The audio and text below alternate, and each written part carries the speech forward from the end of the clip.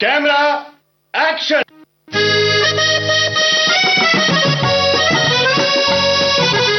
श्रोताओं, बॉम्बे टॉकीज में पिछले हफ्ते हमने आपकी मुलाकात करवाई टीवी, फिल्म्स और ओटीटी की वर्सेटाइल एक्ट्रेस राजश्री देशपांडे से।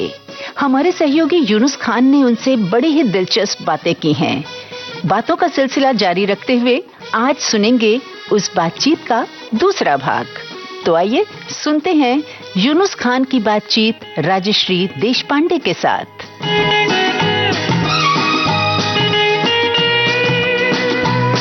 ये जो सोलो ट्रैवलिंग है, इससे जुड़े कुछ एक्सपीरियंसेस हमें बताइए, क्योंकि जिस तरह आप बता रही हैं कि केरला, कश्मीर, अलग अलग कोनों में चली जा रही हैं अकेले, ये बहुत प्लान टूर होते थे या नहीं, झोला उठा के चले गए ऐसे। और मैं किसी के घर में रुक गई तो मेरे लिए ऐसा था, खर्चा कैसे कम करूं पर फिर भी मैं घूमूं, फिर भी मैं देखूं हर चीज है।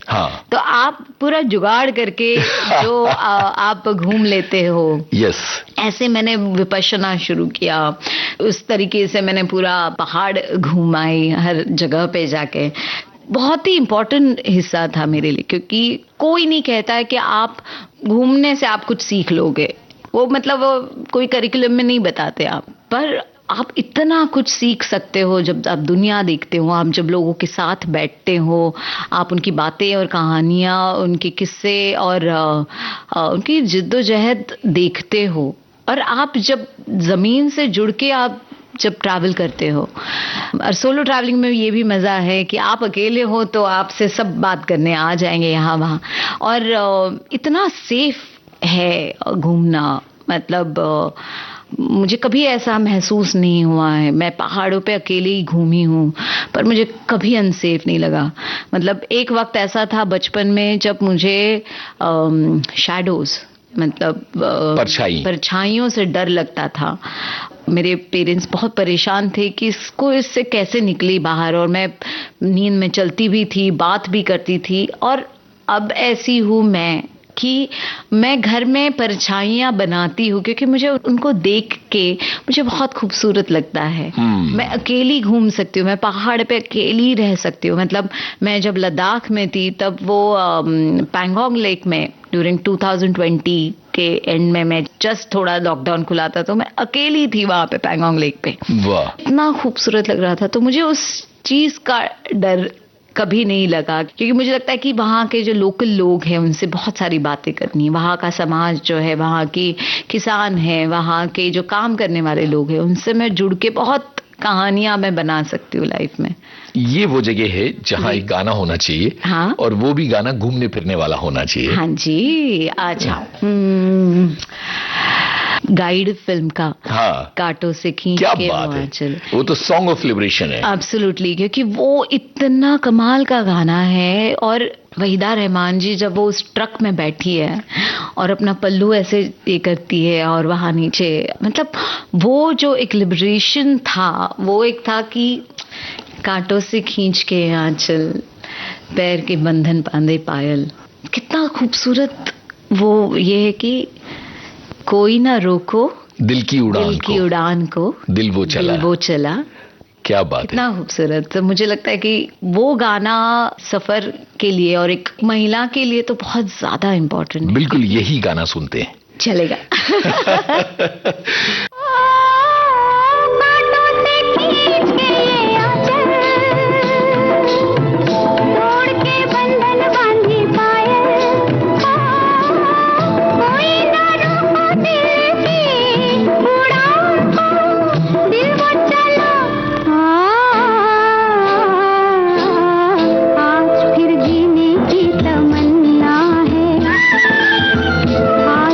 मरने का इरादा है।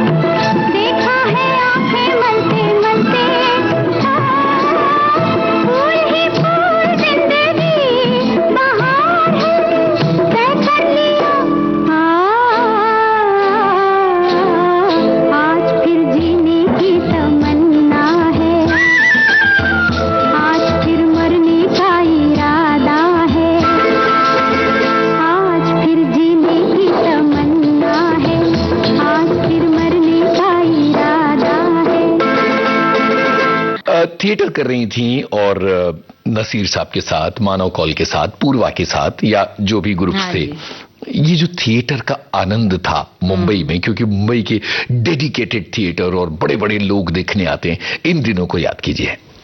मेरे बचपन के थिएटर को बहुत ज्यादा याद करती हूँ, क्योंकि वो बहुत रॉ था मेरे लिए। हाँ बिल्कुल, वो बहुत ही ज्यादा खूबसूरत था, क्योंकि उसमें मुझे लगता है कि जो फाउंडेशन बना ना, हम लोग ऐसी जगहों पे परफॉर्म किए जहां पर स्टेज भी नहीं रहता। हमने कहानियां ऐसे ऐसे जगहों पे किया है कि जहां पर लोगों को लगता था कि अरे कुछ और होने वाला है और ये क्या दिखा रहे हो आप। ऐसे लोगों को हमने मनोरंजन किया था, तो वो एक टास्क था।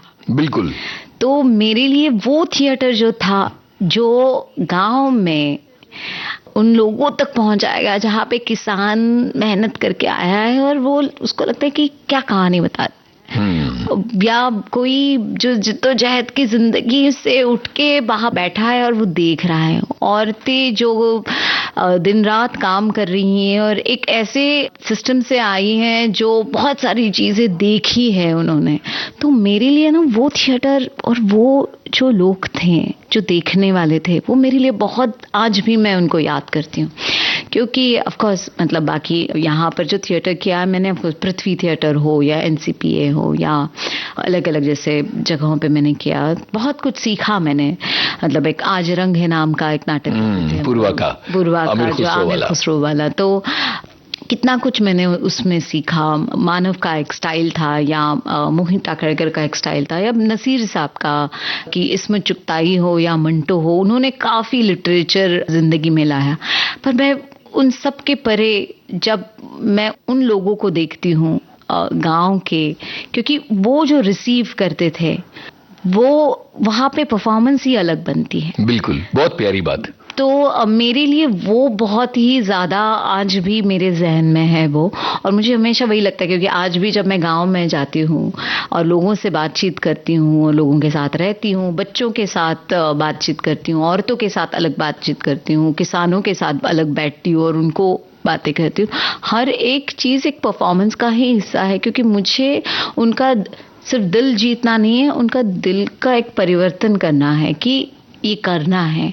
आर्ट और कहानियां हमारी जो इसकी है, सिर्फ मनोरंजन के लिए भी नहीं है, उससे आप क्या सीख रहे हो, क्या हो रहा है, क्या महसूस कर रहे हो। जैसे मैं फिर से आपकी किताब जहाँ पे आपने शैलेंद्र साहब के बारे में कहानी जो लिखी है, उसमें काफ़ी सारी चीज़ें ऐसी है जिसमें वो कहते थे कि ये गाना इसलिए मैंने लिखा क्योंकि मेरे जेब में पैसे नहीं थे, और फिर मैं कैसे कैसे लोगों से बातचीत करके और कौन कैसे वो चवन्नी अठन्नी और उसके ऊपर कैसे कहानियां और गाने उन्होंने लिखे। तो एक तो जिद्दोजहद से जो कहानियां और जो आर्ट बनता है वो बहुत खूबसूरत होता है। जैसे हबीब तनवीर साहब ने किया, बिल्कुल है ना, उन्होंने भले ही वो दुनिया घूम गए, पर रायपुर में आके छत्तीसगढ़ी लोगों के साथ उनकी भाषा में, मतलब एक औरत जो खाना बनाती है या बर्तन साफ करती है और बच्चों को संभाल रही है, वो अपना रोटी बनाने के बाद वो आती थी और अपना पात्र करती थी और फिर जाती थी और फिर कुछ काम करती थी। मुझे लगता है कि theatre art should reach to the core of our society. It should not be only part of the privileged ones. Yes, elite culture का हिस्सा हाँ, मतलब वो नहीं होना चाहिए। बिल्कुल। तो मेरे लिए कभी कभी इस चीज़ को ये होता है कि मैं चाहती हूँ कि ये सारी चीज़ें हमारे गांव तक पहुँचे, हर गांव में पहुँचे, क्योंकि इतना खूबसूरत है। जैसे केरला में मैं कथकली और कलरीपयट्टू सीखने गई थी, पर मैं वहाँ पे सीखते सीखते मैंने वहाँ के जो आर्टिस्ट थे, वहाँ के जो लोग थे, उनके साथ काफ़ी वक्त बिताया, उनकी कहानियाँ सुनी, उनकी जिंदगी देखी। पर वही है कि एक ऐसा गांव है जहां पर सब आर्टिस्ट हैं, जिंदगी के जिद्दोजहद में लगे पड़े हैं, रोज शाम को परफॉर्म करते हैं, मतलब इतनी मेहनत करते हैं, पर कितना कमाते हैं, बहुत छोटा सा। तो मेरे लिए आर्ट को हम अगर तवज्जो दे रहे हैं तो वो सिर्फ एक समुदाय का हिस्सा ना हो, वो हर जगह पे मिले। मतलब आज मैं देखती हूँ कि जो फोक थिएटर है या फोक लोग हैं जो गाते हैं या परफॉर्म करते हैं अलग अलग इन पे, उनको भत्ता नहीं मिलता है। एक ऐसे इंसान को मैं मिली थी बहुत सालों पहले, एक पूरा ऐसे इतना बड़ा गट्ठा लेके जेरोक्स कराने आया था, और जेरोक्स के भी पैसे नहीं थे उसके। मैं देख रही थी उनके सारे, मतलब उनको उन्होंने क्या क्या किया, क्या नहीं किया, फोटोग्राफ जमा कर करके, कहीं पे कुछ आया था वो सब जमा करके, एक बूढ़ा इंसान, एक आर्टिस्ट अपनी पूरी पूंजी लेके वहां पे खड़ा है। मैंने कहा क्या मिलेगा? 1100 रुपए। तो ये बहुत साल पुरानी बात है, पर मुझे ऐसे लग रहा था कि पेंशन नहीं होता है जैसे आर्टिस्ट लोगों जब का, तक काम है तब तक जिंदगी काम है तब तक जिंदगी है। ऐसे कितने सारे आर्टिस्ट हैं जो अपनी जिंदगी में चले जा रहे हैं। अगर आप आज के समाज का हिस्सा ना हो, उस कल्चर का हिस्सा ना हो, तो आप कहीं भी नहीं हो। मतलब आज हम यहाँ पे बैठ के जो बातें करें, ऐसे पॉडकास्ट मैंने देखे जहाँ पे 10 लोग रीले काटते जाते हैं। मतलब मैंने ऐसे भी पॉडकास्ट किए जब उन्होंने कहा कि बस आप ये पॉइंट बता देना, हम इसकी रीले काटेंगे। मैंने कहा क्यों? नहीं, क्योंकि वो फिर हम चलाएंगे, उससे जनरेट होगा उनका, ज्यादा लाइक्स मिलेंगे। और कभी कभी ये भी कहते हैं कि आप ये भी बोल सकते हो, हम आपको कोट्स देते हैं, आप ये मैंने कहा अगर सभी कुछ तय कर रहे हैं तो मेरी क्या जरूरत है? मेरा चेहरा लगा लो कहीं पर भी, वो भी आजकल हो जाता है। तो इन सबके कल्चर में ऐसा बहुत सारा समाज नहीं बैठ पा रहा है और वो स्ट्रगल कर रहे हैं। तो उन सब आर्टिस्ट को जो उन प्रिविलेज स्पेस से नहीं आते हैं और फिर भी वो लगे हैं, उन सबको मेरा सलाम है। वो कहानियां, वो जो है, जो गांव-गांव में जाके लावनी करती है और लोगों को रुझाती है, उनका मनोरंजन करती है अपनी बातों से, अपनी अदाओं से। 10 किलो के घुंघरू होते हैं उनके, बट गांव में जाके करते हैं, उनकी इज्जत भी नहीं बहुत बार उनको मिलती है जी। पर फिर भी मनोरंजन कर, फिर भी लगी पड़ी, क्योंकि शायद कहीं ना कहीं तो ये भी है कि उसे बहुत पसंद है नाचना। तो ये जो कलाकार हैं जो किसी भी चीज का हिस्सा नहीं है पर हैं, चले जा रहे, वो है मेरे लिए कमाल के लोग।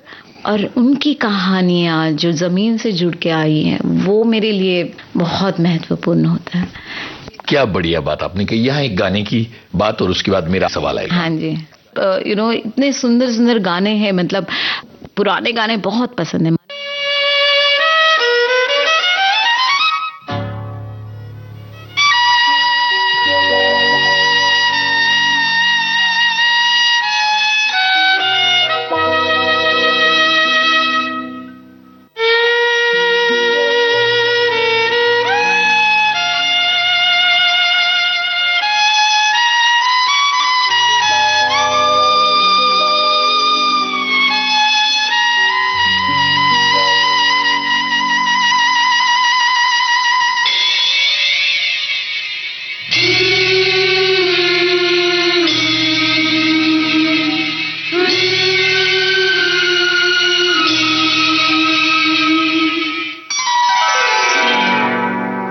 दर्दे दिल,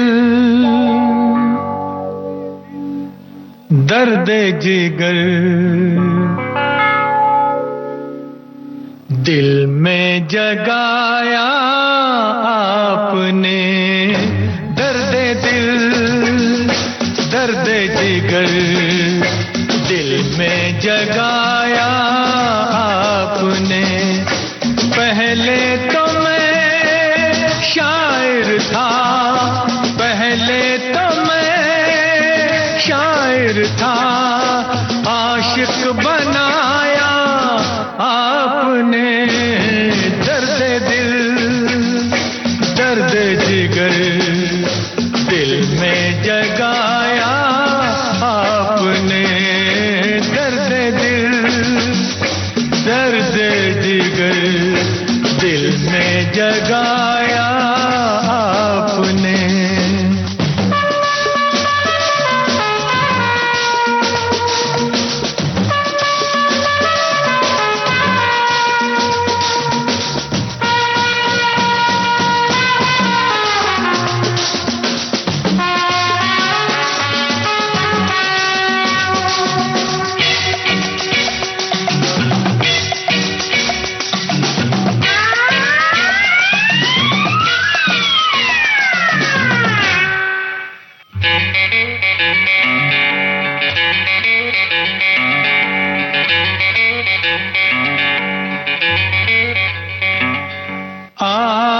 आपकी मदहोश नजरें कर रही हैं शायरी, आपकी मदहोश नजरें कर रही हैं शायरी। ये गजल मेरी नहीं, ये गजल है आपकी। मैंने तो बस वो लिखा जो कुछ लिखाया आपने। दर्द दिल दर्द जिगर दिल में जगाया आपने। दर्द दिल दर्द जिगर दिल में जगाया आपने।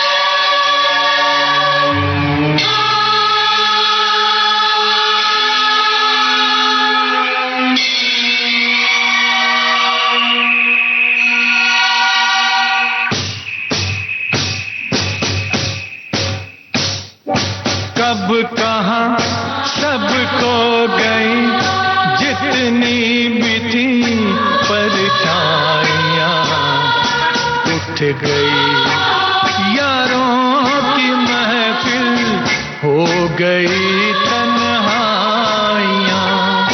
कब कहाँ सब खो गई जितनी भी थी परछाइयाँ, उठ गई यारों की महफिल, हो गई तन्हाइयाँ।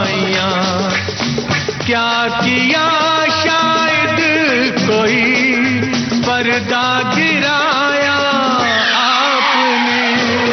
दर्द दिल दर्द जिगर दिल में जगाया आपने। दर्द दिल दर्द जिगर दिल में जगाया आपने।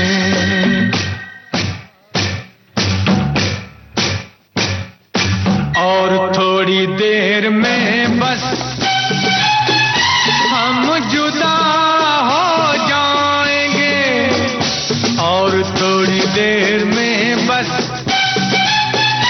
हम जुदा हो जाएंगे। आपको ढूंढूंगा कैसे रास्ते खो जाएंगे।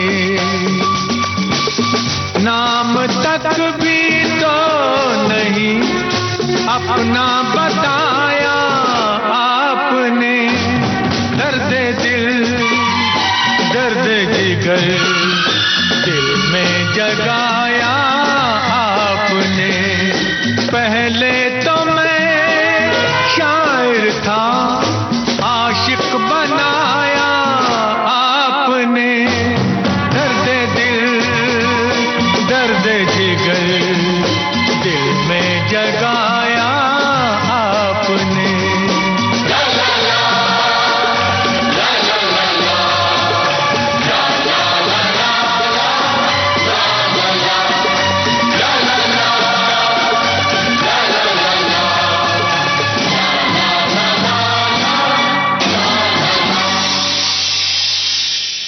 सिनेमा की ट्रेनिंग वाला मामला कैसे आया था, एक बात, और दूसरी बात सिनेमा के पर्दे पर पहला कदम वो कैसे हुआ था? पूना में थी, मैंने FTI में काफ़ी फिल्में भी की थी। बीच बीच में एक हाथ कुछ थोड़ा सा किसी ने बुला लिया तो मैं अपना चली गई, किसी ने डायलॉग एक्सरसाइज किया मैं चली गई, मेकअप एक्सरसाइज राजश्री बुला लो चली गई, क्योंकि मैं वहीं पे पढ़ती थी, मतलब सिम्बायोसिस पास में ही था, मेरा हॉस्टल भी पास था और उस वक्त एक्टर्स भी नहीं थे तो मुझे हर चीज़ के लिए बुलाया जाता था। पर पता नहीं क्यों कुछ एक लगाव सा नहीं हुआ, शायद वही जैसे मैंने कहा कि वो एक शहर मेरे लिए ये हो गया था। तो मैं सोच रही थी कि अगर मुझे इसकी ट्रेनिंग लेनी है तो मैं कहाँ जा सकती हूँ। किसी ने मुझे कहा कि नसीर साहब व्हिस्लिंग वुड्स में पढ़ा रहे हैं और वहाँ पर काफ़ी ऐसे लोग हैं जो बेंजामिन गिलानी जी है। मेरे लिए नसीर साहब उस वक्त राज भी बहुत ही आदरणीय हैं और उनको मैं बहुत लुक अप टू हिम। तो मेरे लिए वो एक मौका था। तो मैंने अपनी पूरी जमा पूंजी जो मैंने काम करके कमाई थी वो मैंने लगाई और मैं 2 साल के लिए, मतलब जो मैंने कॉलेज कभी अटेंड नहीं किया था लाइफ में, और दोस्त क्या होते हैं और कुछ भी ना करना में भी कितना सुख मिलता है, वो मैंने पूरा 2 साल बहुत ही अच्छी तरह से बिताया वहाँ पर। और इतने खूबसूरत दोस्त मिले मुझे वहाँ पर, इतने अच्छे टीचर्स मिले, जैसे बेंजी सर हो, नसीर सर हो, जमील खान हो, ये सारे टीचर्स थे मेरे। और उसके साथ साथ राजन कोठारी हो, कृष्णमूर्ति सर हो, सोमनाथ सर हो, ये सारे जो लोग मुझे वहाँ पे डायरेक्शन के, सिनेमाटोग्राफी के, एडिटिंग के, ये सारे लोग मिले और उन्होंने मुझे बहुत कुछ सिखाया। मतलब राजन कोठारी साहब तो हमेशा पूछते तू कैसी है, तो ठीक है, सब मिल रहा है, खाना मिल रहा है, तो ठीक है, सब हो रहा है। जिन्होंने श्याम बेनेगल जी के साथ काफ़ी फिल्में की एज अ डीओपी, और गोविंद नहलानी साहब के साथ भी काम किया है उन्होंने, तो वो मेरे मतलब फादर फिगर थे उस वक्त के। मैंने बहुत कुछ सीखा, बट जिया बहुत। मेरे लिए वो वक्त दोस्तों के साथ हुल्लड़बाजी करने में गया और मुझे कोई नहीं है इस बात का कि मेरे क्लास में बहुत सारे ऐसे भी थे जो 18 साल के थे, सब लोग मुझे छोटा मानते थे क्योंकि मैं मैं लेट 20s में थी, ऑलमोस्ट 30 थी। 20 साल की उम्र में मैंने जो जो चीज़ें नहीं की वो सब 30 साल में की। बट मुझे बहुत मज़ा आया, बहुत सीखने को मिला उस पूरा वक्त। 2 साल मैंने बहुत पढ़ा, मैंने बहुत सारा, मतलब सिनेमा मेरे सामने आया। और आपको जब वर्ल्ड सिनेमा आता है तो बहुत सारी ऐसी चीज़ें हैं जिनके बारे में आप अलग तरीके से देखने शुरू करते हो। तो यही है कि आपको अगर आपके कोर तक जाना है तो आपको अपनी आंखों के थ्रू आपको पूरी दुनिया भी देखना है, तो ही आपके दिमाग में हर चीज़ का असर पड़ेगा। तो वैसी कहानी चलती गई और फिर जैसे ही ख़त्म हुआ मेरा ये, उसके बाद एक अलग सा स्ट्रगल शुरू हुआ। फिर छोटे मोटे रोल जहाँ जहाँ मिलने लगे वो करने लगी, जिससे थोड़ा बहुत खर्चा मिल जाए। एक सीरियल भी किया मैंने, सोनी पे था, मोनिश बहल के साथ मैंने एक सीरियल भी किया। वो पाकिस्तानी शो था तो मुझे बहुत पसंद था, तो मुझे लगा कि हाँ कुछ तो इंटरेस्टिंग करने मिलेगा। पर फिर बाद में वो थोड़ा फैल गया मतलब, पर कुछ पैसे मिले उससे। पर फिर उसके बाद घूमना शुरू किया, वॉलंटियरिंग की काफ़ी जगह पे। जैसे मैं ट्रैफिक शेल्टर होम में बच्चों के साथ काफ़ी वक्त बिताती थी, बीच क्लीन करती थी, या कश्मीर चली गई, फिर मैं नेपाल चली गई अर्थक्वेक के वक्त। तो ये सारी चीज़ें एक साथ चल रही थी मेरी। और उसके साथ साथ क्योंकि मैं उस जगह से आती हूँ औरंगाबाद, वो पूरा वक्त ऐसा था ना कि मैं ज़्यादा घर जाने लगी। अदरवाइज ऐसा होता था, मैं जब पूना थी तो मेरे ख्याल से महीने हो जाते थे मैं बात नहीं करती थी घर पे। अच्छा। हाँ, मतलब एक लव हेट रिलेशनशिप था मेरी फैमिली के साथ। एक ऐसा वक्त था जब मैं बहुत हेट करती थी। क्यों? बहुत कारण है उसके, पर एक ऐसा वक्त आया जब मैं बहुत ही प्यार करती। तो ये मेरे ख्याल से हर एक का रिश्ता होता है। मतलब हम ऐसा नहीं कह सकते कि मैंने तो मतलब जिंदगी भर पूजा की है, नहीं। एक वक्त ऐसा होता है आपका नहीं पटता आपके अपने ही लोगों के साथ, और कभी ऐसा भी हो जाता है कि कभी आप सही हो, कभी वो गलत है ना, कभी वो गलत है और आप सही हो। तो ये तो चलता रहता है और ये तो फैब्रिक है अपने सोसाइटी का। बिल्कुल। पर मेरे ख्याल से जब मैं ज़्यादा दुनिया देखने लगी और ज़्यादा सिनेमा, आर्ट और ट्रैवल बढ़ने लगा मेरा through out this Mumbai career, मैं बहुत ज़्यादा मेरे घर के पास आती गई। मेरे ख्याल से तब मैंने, वो होता ना, फॉरगिव कर दो आप, आगे बढ़ जाओ। क्योंकि वो वक्त ही ऐसा था, शायद उनको उस तरीके से बिहेव करना उनके लिए ज़रूरी था या नहीं ज़रूरी था। क्योंकि आज हम मेंटल हेल्थ इलनेस के बारे में बात करते हैं, पर एक वक्त था तब कैसे हम कहे कि आपके पिता क्यों ऐसे कर रहे हो, आपकी माँ ऐसा क्यों कर रही है, आपकी बहन ऐसा क्यों कर रहे हो, आप क्यों कर रहे हो, इसके बारे में कोई बात ही नहीं। हमारा मेंटल हेल्थ इलनेस मतलब कि खाना साथ में खाओ, इतनी बात ऐसा होता था कि पापा को गले भी नहीं लगाया था मैंने बचपन में। मतलब बचपन में लगाया था, पर जैसे थोड़े बड़े होने लगे तो पापा भी दूर हो गए, मैं भी उनके पास नहीं जाती थी, तो वो था ही नहीं। और उनको भी ऐसा लगता था कि अरे मैं तो आदमी हूँ घर का, मुझे ये सब संभालना है। तो वो जो एक फैब्रिक है हमारे सोसाइटी का, वो कहीं से आपको नीचे भी खींचता है कि जरूरी नहीं कि आप आदमी हो तो आपको ही सब कुछ करना है। वो जो एक प्रेशर डाला गया है सोसाइटी पे, आप लड़के हो घर के, आप बड़े हो, उसके वजह से आप पे पूरी जिम्मेदारियां डाली जाती है और आपके साथ कुछ भी हो रहा हो, मतलब आप ये नहीं कह सकते कि मैं दुखी हूँ, ये नहीं कह सकते कि मेरे पास ये नहीं है। आपको सदैव रहना पड़ेगा अपने फैमिली के साथ, अपने समाज के साथ, क्योंकि आप लड़का हो। तो ये थोड़ा सा मुश्किल था और शायद कुछ ऐसी चीजें हो जाती है जिसकी वजह से वो ट्रॉमा आपके साथ रह जाता है। अगर हम उसे अच्छी तरह से सोचे और समझे तो बहुत सारी ऐसी चीजें थी, क्योंकि उनके साथ भी काफी सारी चीजें हुई है जिनसे वो गुजरे हैं। वो तब नहीं समझ में आती, तब लगता है कि अरे यार ऐसे यू बिहेव कर रहे हैं, है ना। तो आप वो हेट पालते जाते हो, वो एक बड़ा सा राक्षस बन जाता है और आप भूल जाते कि वो भी इंसान है, वो भी कहीं से आए हैं, उन्होंने एक ऐसी जिंदगी जी है जिसमें बहुत ज्यादा कष्ट देखे थे। आज उन्होंने वो सब किया क्योंकि मैं कम कष्ट में रहूं। तो मुझे लगता है कि कहीं ना कहीं तो हमें समझना चाहिए, कहीं ना कहीं तो वो कॉन्वर्सेशन चाहिए था। तो मुझे लगता है कि आर्ट मुझे उन लोगों के करीब ज्यादा लाया जी, क्योंकि मैं थ्रू आउट एडवर्टाइजिंग के करियर में मुझे लगता था कि पैसे दे दिए हो गया, मैंने खरीद के दिया, तुम्हें जो चीज चाहिए थी मैं सब कुछ दे रही हूँ। तो वो जो था वो बहुत गलत था। इसी वजह से मुझे लगता है कि हर इंसान के पास आर्ट आना चाहिए, भले ही आप कुछ भी बनो, कुछ भी हो, आप पढ़ो, आप कहानियां पढ़ो, आप गाने गाओ, आप फील करोगे।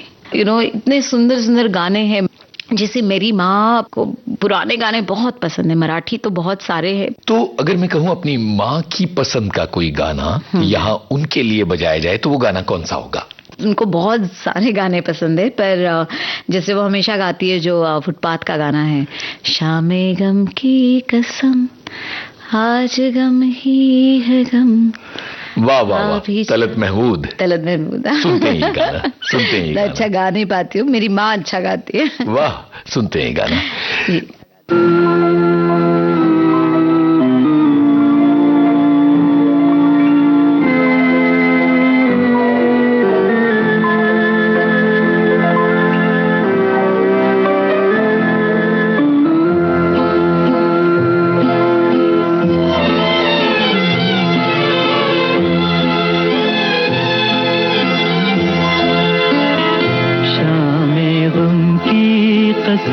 आज गमगीन है हम, आ भी जा आज मेरे सनम, शामे गम की कसम। दिल परेशान है, रात वीरान है, देख जा किस तरह आज तन्हा है हम, शामे गम की कसम।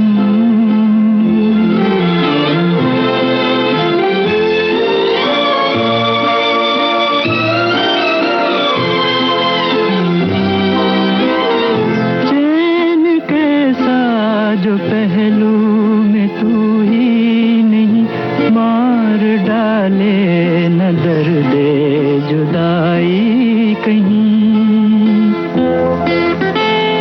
रुत हंसी है तो क्या चांदनी है तो क्या, चांदनी जुल्म है और जुदाई सितम, शामे गम की कसम आज गमगीन है हम, आ भी जा आज मेरे सनम, शामे गम की कसम।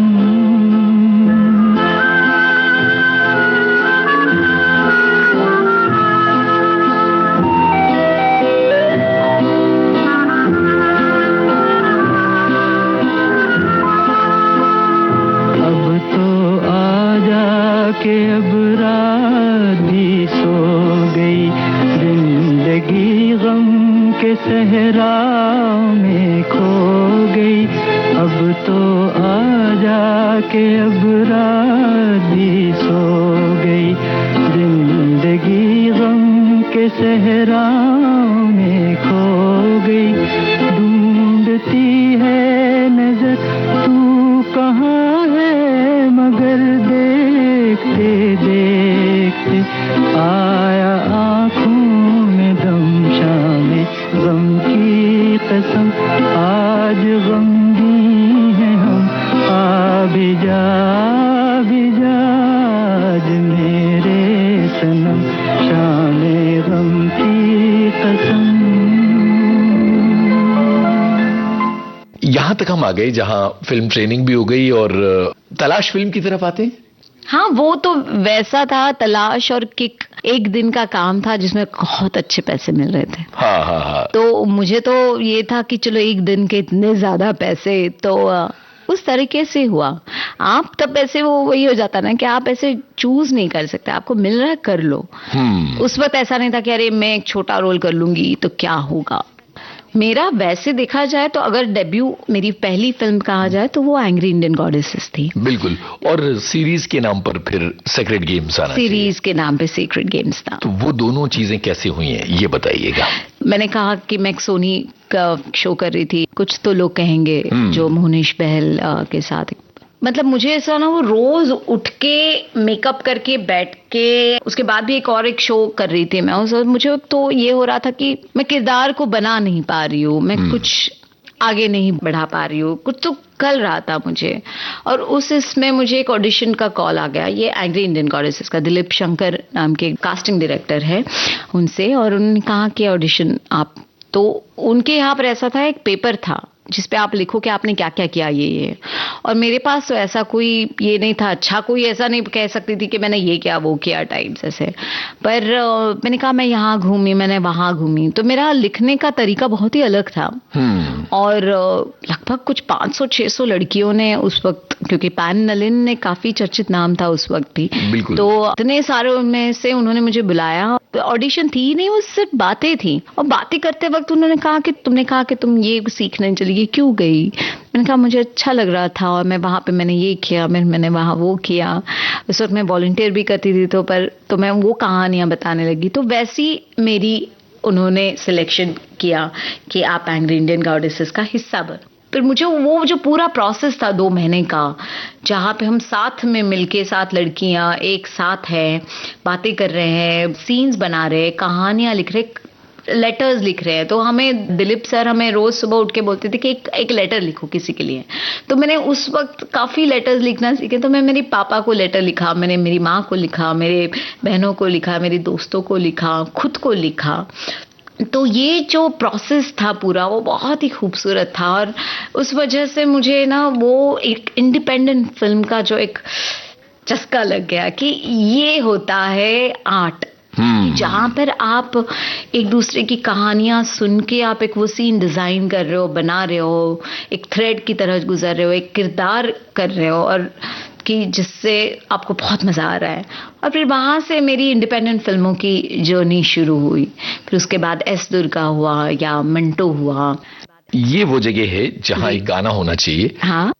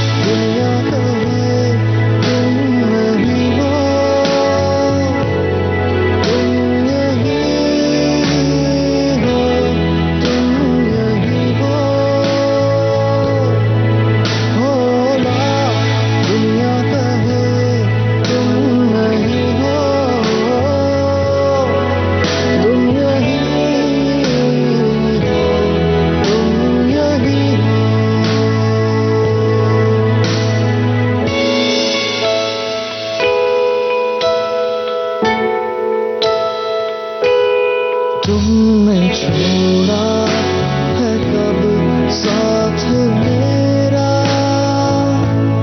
थामे हो आज भी हाथ मेरा, कोई मंजिल कोई रह गुजर हो, आज भी तुम मेरे हमसफर हो, जाओ चाहे जहाँ तुम वहीं हो ना दुनिया कहे तुम नहीं हो,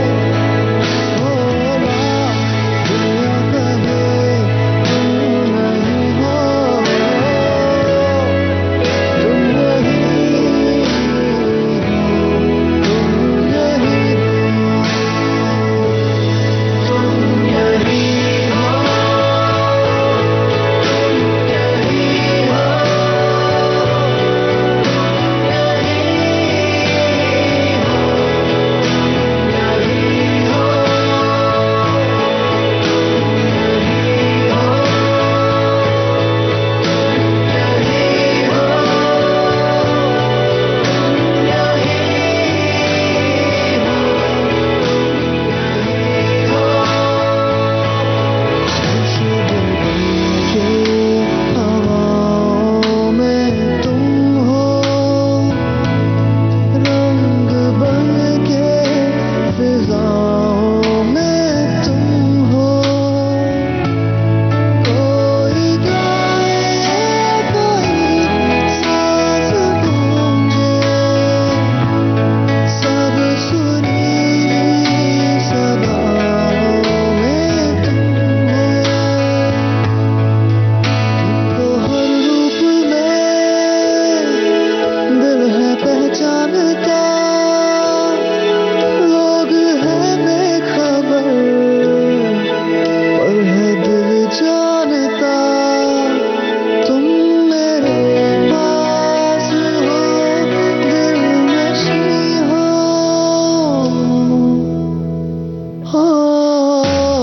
ना दुनिया कहे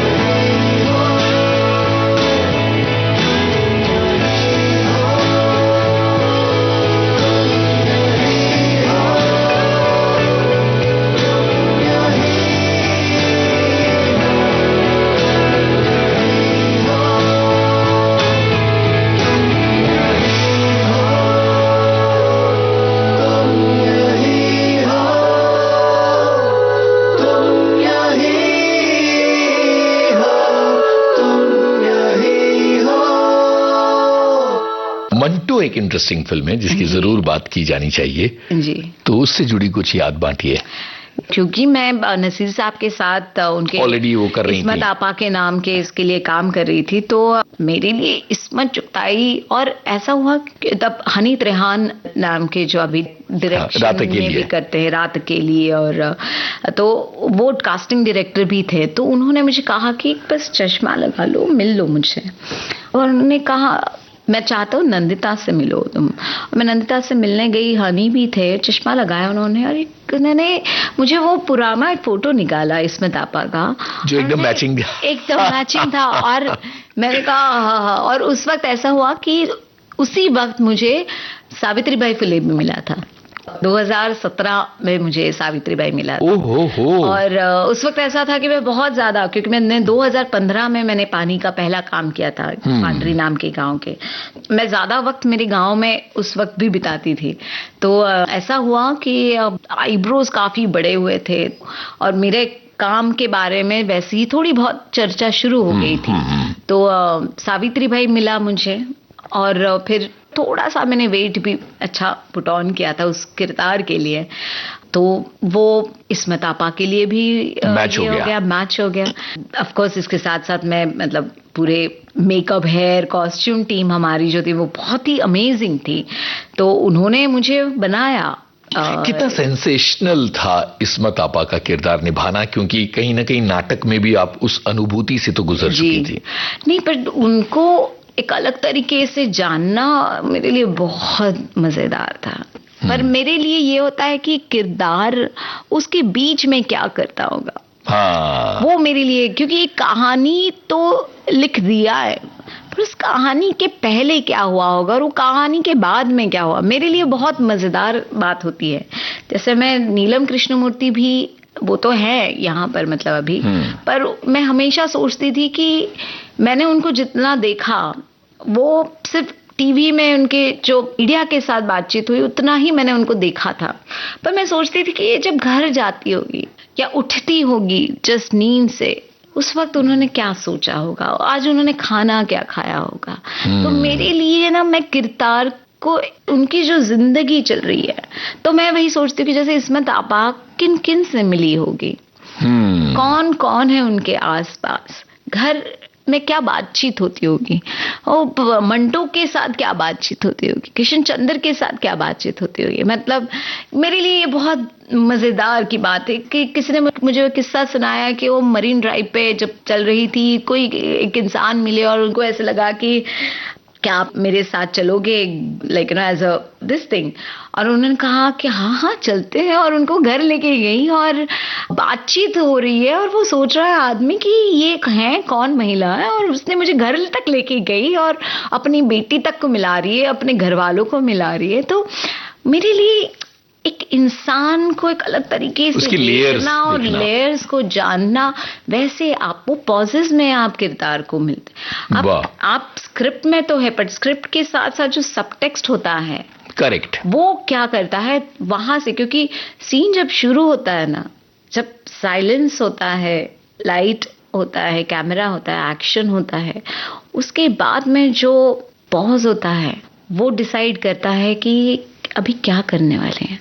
क्या प्यारी तो मेरे लिए वो डिसाइड करना कि मैं अगर उठ रही हूँ या मैं किसी के साथ बात कर रही हूँ, उसके पहले जो पॉज था उस वक्त मैंने किस तरह से सांस ली, उस पे मेरा पूरा सीन और मेरा किरदार और उसकी पूरी कहानी निर्भर होती है। तो वैसे ही मैंने इसमें चुगताई भी किया, वैसे ही मैंने सावित्रीबाई भी। दो अलग अलग किरदार हैं, बिल्कुल अलग अलग धारा के, तो डिफिकल्ट था, ये दो अलग अलग नावें हैं। डिफिकल्ट मतलब मुझे बहुत मजा आता है एक्चुअली किरदारों को जीना और उसके बारे में सोचना कि वही क्या कर रहे होगे। ये मेरे लिए डिफिकल्टी का भाग नहीं है, ये मेरे लिए चैलेंजिंग का एक हिस्सा है। मुझे बहुत मजा आता है, तो मेरे लिए वो डिफिकल्ट नहीं था, एक ऐसा चैलेंज था जिससे मुझे लगता है कि मैं और कितना पढूं, मैं क्या जान सकती हूँ, मैं कौन हूँ और मुझ में क्या है, और मुझ में ऐसी कौन सी चीज है जो उसके पास है और जो नहीं है, क्या है जिससे मैं सहमत हूँ और जिससे मैं नहीं सहमत हूँ। क्योंकि ऐसे जरूरी नहीं है कि हर बात पे आप सहमत हो सकते हो किसी के, ऐसे भी किरदार ग्रे शेड्स होते हैं जिनमें आप अपने किरदार के साथ में सहमत नहीं हो, पर वो किरदार सहमत है। तो मेरे लिए अगर इसमें चुगताई ऐसी है तो वो ऐसी ही है, वो मैं हूँ। अगर सावित्रीबाई की ये जर्नी है या सुभद्रा की ये जर्नी है सीक्रेट गेम्स की, या नीलम कृष्णमूर्ति ट्रायल बाय फायर की जर्नी है, तो वो जर्नी है। लेकिन एक बड़ी दिलचस्प बात मैंने आपकी पूरी यात्रा में देखी कि ये जो फीमेल किरदार हैं ये बड़े मजबूत किरदार हैं आमतौर पर, चाहे वो सीक्रेट गेम्स हो, चाहे वो ट्रायल बाय फायर हो, चाहे वो ब्लैक वारंट हो जी, या मैं क्या कहूं, इसको मैं रंगीन को भी गिन लेते हैं। हाँ जी, तो ये सुभद्रा को भी गिन लेते हैं, सावित्री को भी गिन लेते हैं मंटो वाले फिल्म में। तो ये एक पूरा स्केल बन रहा है, एक पूरा ग्राफ बन रहा है जहां आपको बड़ी सशक्त महिला भूमिकाएं मिल रही हैं। तो ये खुशकिस्मत हैं आप या ये कुछ जादू चल रहा है, क्या हो रहा है ये? देखो, एक तो ना ये कि मैं इस समाज का हिस्सा हूँ तो और मैं किसी भी फॉर्मूला को नहीं सोचती हूँ। मुझे लगता है कि मुझे जो किरदार मिलते हैं वो समाज के हिस्से से मिलता है। जैसे मंटो साहब ने कहा था कि मुझे उस औरत में दिलचस्पी है जो चकले पे बैठी है, मुझे उस औरत में दिलचस्पी है जो दिन भर काम करके उस बस की भीड़ में दौड़ रही है और अपना टिफिन खोल रही है और खा रही है। मुझे उस औरत में दिलचस्पी है जो इस भरी दुनिया में मुझे उन औरतों में बहुत दिलचस्पी है। ऑफ कोर्स ऐसा नहीं है कि मुझे बाकी किरदार नहीं करने, पर मुझे ना वो एक साइकी जानना कि कोई इंसान ऐसा क्यों है, क्यों करना चाहता है, क्यों बनना चाहता है, क्यों ऐसा कह रहा है। और जैसे अभी रंगीन की कहानी हो, है ना, तो ऐसी औरतें हैं, ये हमारे ही समाज का हिस्सा है। जैसे सुभद्रा भी है, जैसी इस्मत है, नीलम है, सावित्री है, लक्ष्मी है जो एंग्री इंडियन गॉडेस में, ये सारे ये लोग हैं, हम मेरे आसपास वाले ही हैं, तो मैं उन्हीं को दर्शाती हूँ। पर ऐसा नहीं है कल अगर मुझे ऐसा कुछ मिला जिसमें मैं एक काल्पनिक हूँ, उसमें भी मैं एक कहानी जान डाल दूंगी कहीं ना कहीं से। क्या प्यारी बात है। यहाँ पर एक गाना सुनते हैं, फिर आपकी OTT सीरीज की अलग अलग बातें करेंगे। तो कौन सा गाना होना चाहिए? जैसे मुझे ये गाना बहुत पसंद है, लता मंगेशकर जी का, रहे न रहे हम। वाह, क्योंकि इतना खूबसूरत लिखा गया है जिसमें कहते कि रहे न रहे हम महका करेंगे बनके कली बनके सबा बागे वफा। मजरू साहब का गाना जी, और रोशन का संगीत है।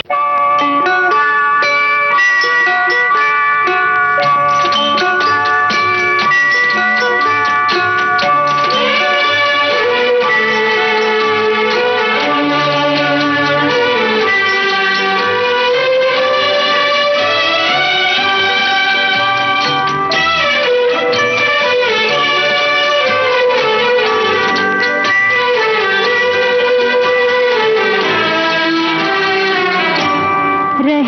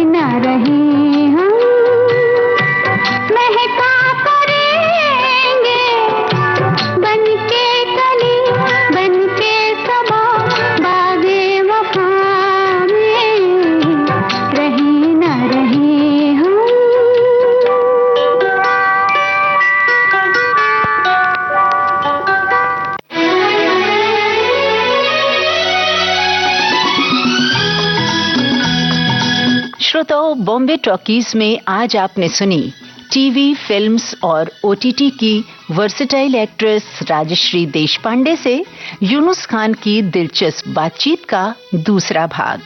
इस दिलचस्प बातचीत का तीसरा और अंतिम भाग आप सुनेंगे अगले सप्ताह आज ही के दिन। चलते चलते आपको ये भी बता दें, इस कार्यक्रम का संपादन किया मनीषा सिंह ने और विविध भारती की ओर से इस कार्यक्रम की प्रस्तुतकर्ता तेजश्री कामले।